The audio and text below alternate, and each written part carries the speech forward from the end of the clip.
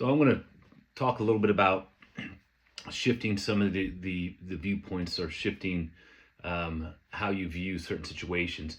I know all of us have certain times that we're going to be under a tremendous amount of pressure, tremendous amount of stress, or stress applied, and it depends on how you see that as stress or not stress.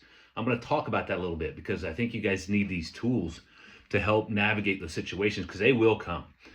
You will have deadlines, things of that nature that are going to really push your limits.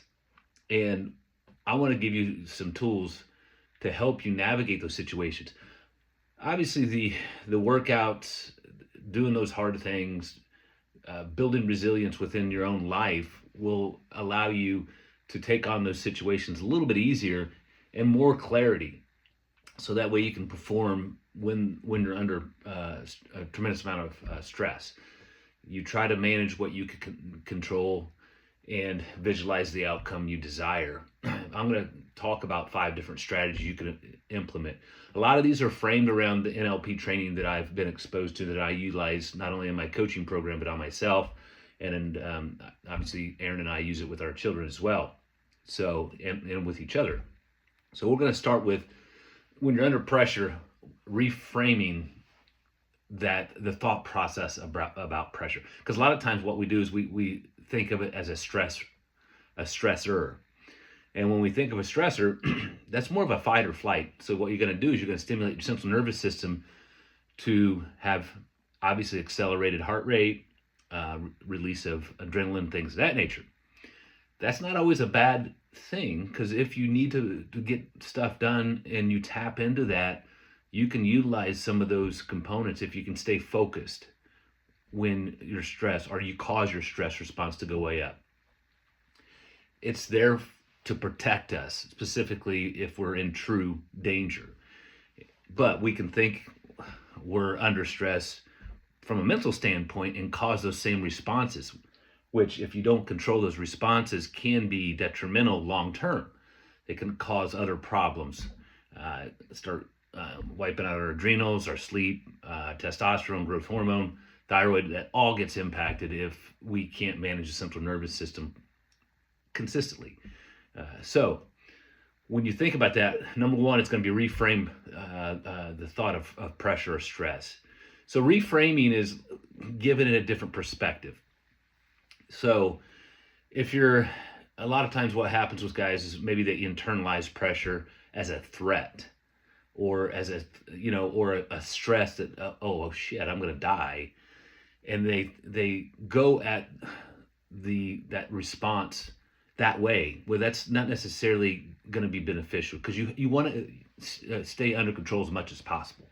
So reframing, pressure means I'm trusted. Pressure means I have the ability to do things that maybe other people can't do, or that other people think are challenging. So reframe it that way when you're under pressure, not necessarily a stressor, under pressure. Hey, I'm a high performer. I get shit done. I can maneuver when other people can't. So that's one. You want to reframe your thought process around when you have some of these things pop up, when you have a little bit of chaos pop up. Again, the person who has the most control controls their state. So if you control your state, you have the most control. Anchor, another technique I've talked about is anchoring. So you can anchor a peak state. This is a technique that we've done in some of my training with NLP. So recall a moment when you had or felt powerful, locked in, successful. You couldn't do anything wrong. You're that person that always got the basketball at the last second shot.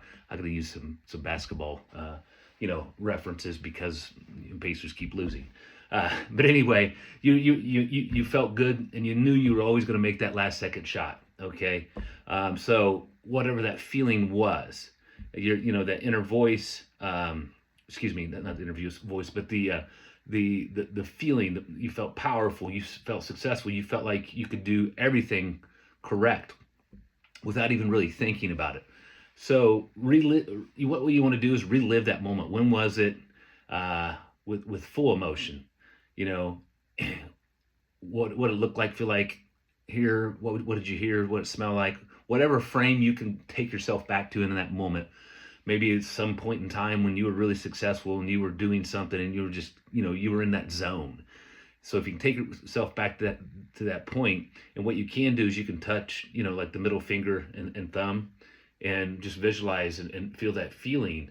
And what you're doing is you're just anchoring your emotional state to this index or middle finger and thumb. And every time you do that, you can take yourself back to that state. Again, this is just a technique.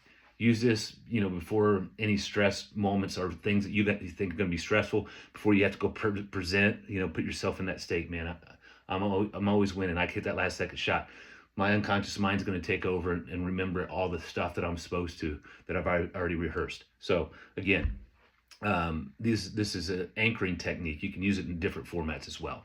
And then control your inner voice. We all have them, and a lot of times, and this is a submodality in NLP training. So when you're stressed by your inner voice often comes, and sometimes it's not the voice you would want to hear. You may have some negative framing within that voice. So you want to control that. So if you think the situation is going to be stressful, well, you're going to respond in a stressful state. If you think you can control your state and you're going to respond and be the cool person or the person who has the most control, well, what you want to do is you want to slow down, drop your tone. So tonality matters. And if you can slow your voice, it does matter. So I'm talking faster now. So I'm ramping everything up. People may be ramped up from that. Now I talk slower. And this is just a way to use tonality. So, tonality is pretty cool. This is just a submodality. But take control. Make it sound calm, grounded. Sometimes humorous, because humorous will break a person's state. So change the tone and tempo of your self-talk, changing the emotional impact instantly. So your self-talk, you got to make sure your self-talk is, you're a winner. You always win. You always get through these situations easy. It's simple. Again, this is control your inner voice. I'm almost there, guys. I know. Visualize success with future pacing. So this is another technique. These are all techniques in NLP. Future pacing. Don't just imagine finishing a job. Feel it. What's the feeling? Take your, you can do some visualization. Close your eyes. Take yourself to that specific situation, or visualize that. Finishing the job, going on that vacation, hitting the goal. So you visualize it. Don't just imagine it. Finish the job. Feel it. Picture yourself executing at a high level. You maneuver the stressful situations with no stress. You cool, calm, and collect because you can think and focus. Hear the recognition from everyone. Man, look how he addressed this stressful situation. Feel the physical confidence in your body. So I can change my tonality. This primes your subconscious to deliver the outcome you already expect. Okay, so you can play around with visualization success with future pacing of what does it look like at the end, and you already visualize and you already understand that you're going to get through this situation calm, collect, and easy. And then the last one, use pattern interrupt. I do this with my kids. You should try it too if you have. Well, you can do it with your coworkers if they're all cranked up and stressed out. Go, do you smell that? Do you smell that? Who farted? So that's a pattern interrupt. I use it with my kids sometimes if they're getting out of control and they are in a state that's not conducive for us to communicate and them to listen. You can do some different things. Oh, who's that? Somebody's knocking on the door. Who rang the doorbell? So those are just ways that you can interrupt somebody's pattern. So this technique, when your pressure builds up,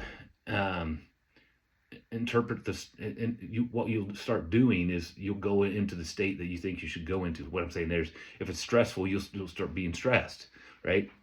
So what you can do yourself is break your own pattern. You can do this in different ways. You can change your environment. So walk out of the room. That's a way to do it. You can make a noise, clap your hand, just stop doing everything and breathe.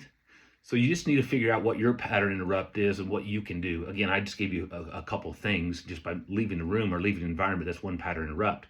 Do some quick breath resets. So diaphragmatic breathing.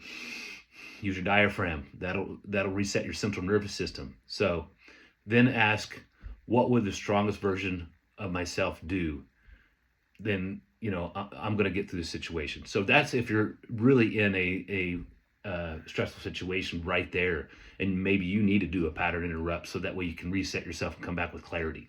Again, these are all little higher level strategies, guys. Again, reframing, anchoring, control your inner voice, the visualization component, and then pattern interrupt. These are all tools you can use to manage the stress, because you create it, or you can create it. There will be times when it is outside your control. Understand, but allow yourself to control that state and maneuver those situations as best as you can, guys. So go out and win, man.